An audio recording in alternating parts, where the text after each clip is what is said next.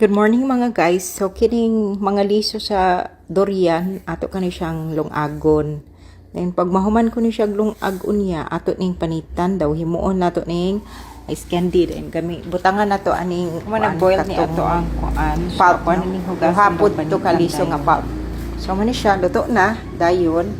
Una kani wala pa napanitan katong isa kani atong napanitan. So ato kana siyang sliceon.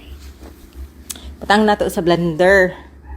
O, mo na ako slice then ang pulp atong ibutang. Dayon, butang nato condensed milk. And then, butangan po nato siya tubig kay concentrated kay ni siya. Kanang, kuan day ni siya guys. Inig ma-blend na nimo. O, mo na siya ang consistency. So, ang kuan sa durian, slimy kaayo ang liso sa durian. So, mo ni siya, himo na to ni siya og ice candy. Ice candy pero sa ice nga cellophane nato ibutang. Bisa din mo siya ibutang container pero mas may nang tagsa-tagsa mo kit-kit unya no. So mo ni ang first set pulo ka buok.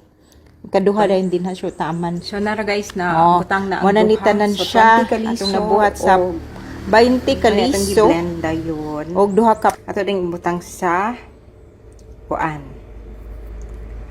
Ice na kuan cellophane. Kay magbuhatag ice candy.